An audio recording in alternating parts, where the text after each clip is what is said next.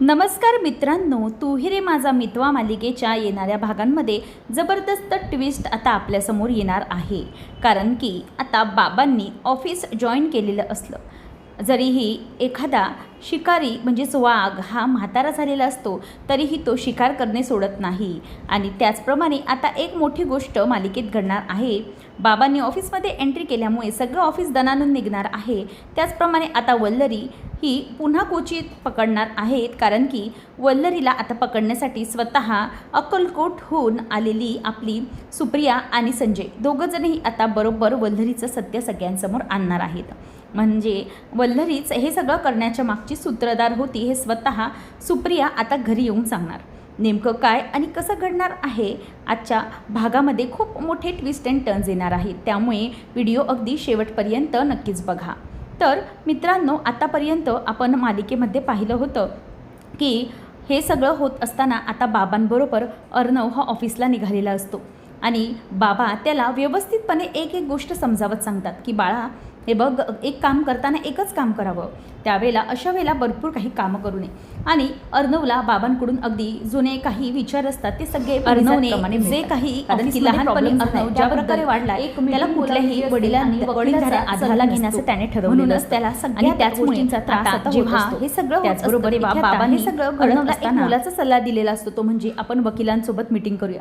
एकदा की वकिलांसोबत व्यवस्थितपणे मीटिंग झाली की पुढच्या गोष्टी आपल्याला व्यवस्थित ठरवता येतील. त्यामुळे जेव्हा वकील हे अर्णवला भेटायला बोलवतात त्यावेळेला वकील हे सगळं काही म्हणजे अर्णवच्या बाबांबरोबर डिस्कस करत असतात आणि वकिलांना तो ओळख करून देताना लाजत असतो. तेव्हा स्वतः तो ओळख करून देतात की मी रमाकांत राजू शिर्के, मी अर्णव राजू शिर्के यांचे वडील आहे. आता हे ऐकून वकील साहेबही जरा चक्रावतात आणि म्हणतात की साहेब, तुमची आम्ही खूप अगोदर ख्याती ऐकली होती, तुम्ही प्रसिद्ध उद्योगपती आहात खरंच, आणि इतक्या वर्षानंतर पुन्हा तुम्ही या बिझनेस क्षेत्रात पदार्पण करताय त्याबद्दल तुमचं खरंच म्हणजे स्वागत आहे. आणि एक मला अर्णव सर एक गोष्ट सांगावीशी वाटते, सॉरी टू से, पण इतकी मोठी व्यक्ती तुमच्यासोबत असताना तुम्हाला काहीच घाबरण्याची गरज नाही आहे. अहो, या माणसाचे आम्ही भरपूर चर्चा ऐकल्या होत्या, म्हणजे कदाचित तुम्ही लहान असाल पण यांच्याबद्दल आम्ही खूप काही ऐकलं होतं. तेव्हा मग इथे बाबांचंच कौतुक वकील साहेब जास्त करत असतात.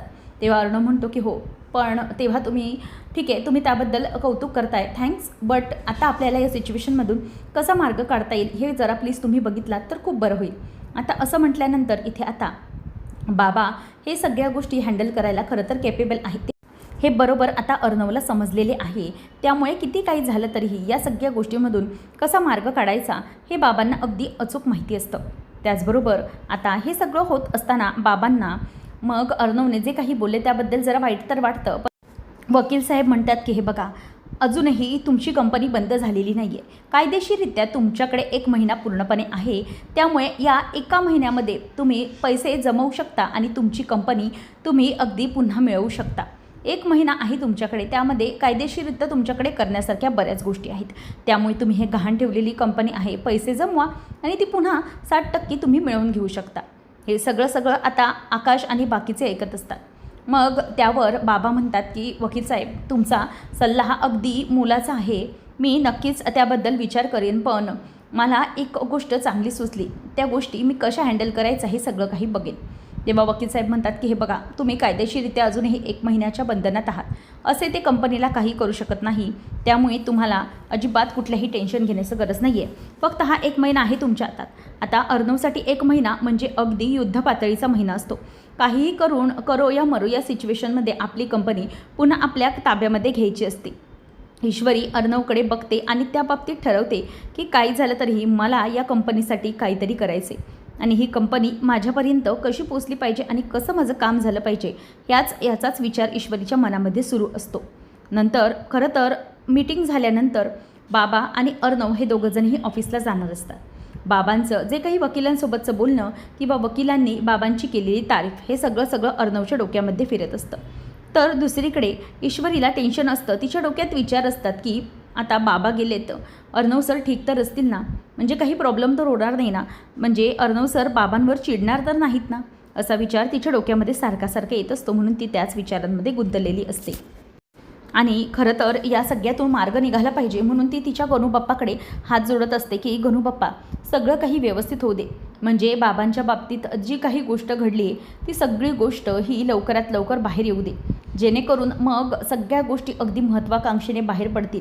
बाबांचं हे जे काही वागणं आहे, त्यांचा हा जो काही स्वभाव आहे, मामांनी त्यांच्याबद्दलचा दाखवलेला बिझनेसमधला विश्वास, हे सगळं पुन्हा त्या दोघांना एकत्र बापलेकांना जिंकून घेईल. तर ईश्वरीचं काम सुरू असताना अचानकच आईचा म्हणजे सुप्रियाचा फोन ईश्वरीला येतो. आता फोन आल्यानंतर ईश्वरी घाबरते की अचानक आईचा फोन कसा काय आला. ती म्हणते की आई बोल ना, सगळं ठीक तर आहे ना. तेव्हा मग ती म्हणते की हो बेटा, सगळं इथे ठीक आहे. आमची सेवा करून पूर्ण झालेली आहे, म्हणजे अक्कलकोट स्वामी महाराजांची सगळी सेवा पूर्ण केली आणि खरंच आम्हाला त्याचं फळ मिळणार असं वाटतं. आणि बाबांनाही अगदी बरोबर वाटतंय गं. बाबांच्या पायाची दुखापत होती ना, ती पूर्णपणे बरी झाली. हे ऐकून ईश्वरीला खूप आनंद होतो. ईश्वरी म्हणते की काय, खरंच का आई? तेव्हा ती म्हणते की हो बाळा, खरंच, म्हणजे खरं तर स्वामी महाराजांनीच त्यांना शक्ती दिली की स्वतः उभं राहून तुम्ही या सगळ्यांची सेवा करा. आणि आम्ही अगदी इच्छापूर्ती सगळी सेवा संपन्न केली आणि पुन्हा आम्ही यायला निघतोय आणि आजच आम्ही गाडीला बसतोय. हे जेव्हा ईश्वरी ऐकते तेव्हा तिला खूप मोठा धक्का बसतो. कारण की उद्या आई येणार पण नमुताई घरी नसणार. मग नक्की काय करायचं याचा विचार डोक्यात फिरत असतो. तेव्हा मग ईश्वरी म्हणते की बाळा खिडेर, आता काय करायचं.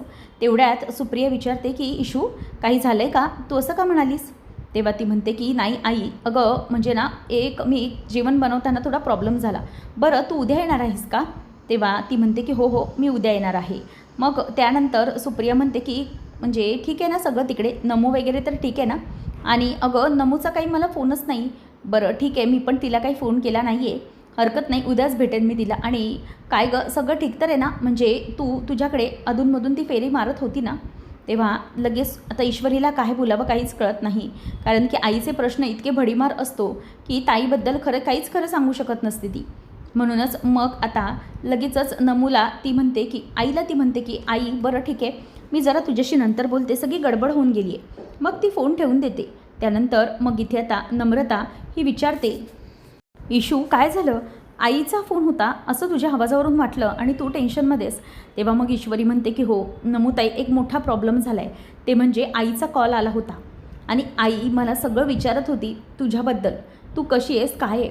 आणि ती उद्याच येते. हे ऐकून नमूच्या चेहऱ्यावरचा रंगच उडतो. ती म्हणते की काय, आई उद्या येते, आई बाबा दोघंही. मग ईश्वरी म्हणते की हो, त्यांची सगळी सेवा संपन्न झाली आणि उद्या ते निघतायत. मला खरंच खूप टेन्शन येतं आहे. त्याबरोबर लगेचच नमू म्हणते की आता काय करायचं आपण. मग त्यानंतर ईश्वरी म्हणते की आपल्याकडे एकच मार्ग आहे, आईला इथे बोलावून घ्यायचं आणि तिला सगळं सत्य सांगायचं. त्यानंतर जर तिला बाहेरच्या लोकांकडून काही समजलं तर मात्र प्रॉब्लेम होऊ शकतो. त्यामुळे आपल्याला एकच काम करावं लागेल, ते म्हणजे आपल्याला आईला इथे बोलवावं लागेल. जर दुसऱ्या कोणाकडून ते समजलं तर त्यावर प्रॉब्लेम होऊ शकतो. म्हणजे मला आईला इथे बोलावलं पाहिजे. या सगळ्या गोष्टी आता दोघींमध्ये घडतात. नम्रता ईश्वरी यांना पुन्हा एक टेन्शन नवीन, आई बाबा येणार आणि लग्नाबद्दलचं सगळं कसं काही सांगणार. खरं तर ईश्वरीचंही लग्न असंच गडबडीत झालं आणि आकाशचंही. त्यामुळे आईला काय वाटेल याचा विचार ईश्वरीच्या मनात नुसता अगदी धक्कादायक ठरत असतो.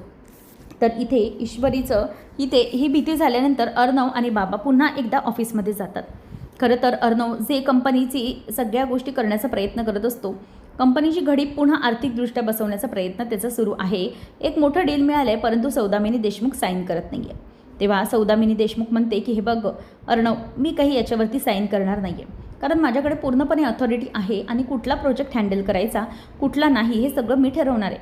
त्यामुळे तुझ्या मदतीने किंवा तुझ्या गोष्टीनुसार किंवा तुझ्या मतानुसार यामध्ये कंपनीत काहीही होणार नाही आहे. आता इथे ती सगळं डिक्लेअर करते की ही तुझी सातवी फॅशन ही कंपनी डबगाईला आली म्हणूनच समज, तुझी कंपनी पूर्णपणे बंद होणार. तिचा एक मोठा अहंकार असतो आणि तो अहंकार आता बाबांना काही करून चिरडून टाकायचा असतो. बाबा म्हणतात की एक मिनिट मिसेस देशमुख, तुम्ही एक गोष्ट विसरताय. तुम्हाला असं वाटतंय की तुम्ही ही कंपनी संपवाल, परंतु जर आम्हीही आमच्या गोष्टी करण्यावरती आलो तर मात्र तुमच्या हातात काहीच उरणार नाही आहे. तुमचे हे जे काही 60% जे तुमच्याकडे शेअर आहेत ते तुम्ही काही विकत घेतलेले नाही आहेत, ते तुमच्याकडे गहाण आहेत. हे एक तर पहिली गोष्ट. आणि दुसरी गोष्ट म्हणजे आमच्याकडे एक आणखी मुद्दा आहे. तुम्हाला जर हवं आहे की तुम्हाला इंडिव्हिज्युअली ही कंपनी चालू करायची किंवा इंडिव्हिज्युअली तुम्ही हे सगळं करायचे तर तुम्ही करू शकता. पण आम्ही एक गोष्ट नक्कीच करू शकतो, ते म्हणजे आमचे जे 40% शेअर आहेत ते आमचे इतरही कंपनीज आहे त्याच्यामध्ये आम्ही शेअर ट्रान्सफर करून घेऊ शकतो. इथून सगळं काही हलवू शकतो आणि आमची कंपनी दिवाळखोर बँकरप्ट म्हणून आम्ही डिक्लेअर करू शकतो. जर आम्ही हे सगळं केलं तर तुम्ही तसेच उघड्यावर पडाल. तुमचे 60% शेअरला कोणीही कुत्रं विचारणार नाही आणि जर असं झालं तर पूर्णपणे तुम्ही अडचणीत याल. आता ह्या बाबांचा हा अगदी बंडखोर स्वभाव पाहून लगेच तंतर ते सौदामिनीची संती बघतच बसते आणि म्हणते की बापरे, म्हणजे हा माणूस इतका विचार करू शकतो किंवा ह्याबद्दल. मग लगेचच पुढे तो म्हणतो की मी अर्णव राजे शिर्के यांचे वडील रमाकांत राजे शिर्के. तेव्हा तिच्या लक्षात येतं, तिचे अकलेचे तारे सुटतात. ती म्हणते की हो, हे तर प्रसिद्ध उद्योगपती होते, म्हणजे आमचे पुढचे हे आहेत. अर्णवच्या पाठीमागे एक मोठा खंबीर आधार आहे, हे सगळं आता त्यांना समजलेलं आहे आणि त्याचमुळे अर्णव काहीही करू शकतो, कुठल्याही थराला कंपनी जाऊ शकते हे सौदामिनीला कळतं. त्यामुळे सौदामिनीला अगदी गप्प गुमान बसून सही करावी लागते. आता ते जे प्रोजेक्ट असतं अर्णवचं त्यावर ती सही करते आणि ती सही करायला ती तयार झालेली असते. आणि दुसरीकडे अर्णवच्या म्हणजे बाबांमुळे खूप मोठं गोष्ट घडते ती म्हणजे की प्रोजेक्ट आता अर्णवला मिळालं आहे आणि त्याच्यावरती अर्णवच्या पद्धतीनेच काम सुरू झालं आहे. आणि हे सगळं झाल्यामुळे खरं तर अर्णवला आनंद होतो, परंतु तो त्याला दाखवायचा कसा हा कळत नाही. तो अर्णव बाबांना फक्त थँक्यू सो मच, म्हणजे तुम्ही हे जे काही बोललात त्यामुळे हे सगळं सिद्ध झालं किंवा हा प्रोजेक्ट आम्हाला मिळाला त्याबद्दल तुमचे आभार. तेव्हा अर्णवला लगेचच बाबा म्हणतात की हे बघ चिंटू, मी तुमच्यासाठी लहानपणी काहीच करू शकलो नाही आहे, परंतु हा माझा प्रयत्न आहे की तुला कुठल्याही प्रकारचं टेन्शन येऊ नये, या सगळ्या प्रवासामध्ये तुम्हाला काहीही त्रास होऊ नये, बस इतकंच. तेव्हा आता घरी आल्यानंतर ईश्वरीने एकाच दिवसाची मुदत मागितलेली असते ऑफिससाठी, तर तो दिवस आला आहे. म्हणजे बाबांना अर्णवने कायमचे येण्यासाठी परवानगी दिली आहे, त्यामुळे सगळ्यांना आनंद होतो आहे.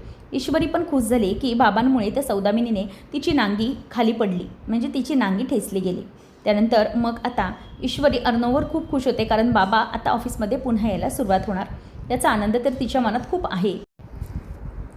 त्यानंतर मग आता ईश्वरी ही अर्णवला सांगते की एक प्रॉब्लेम आहे, उद्या आई येणार आहे आणि आईला मला इथेच बोलवायचं आहे आणि जे काही घडलं आहे तो सगळा प्रकार आईच्या कानावर घालायचे.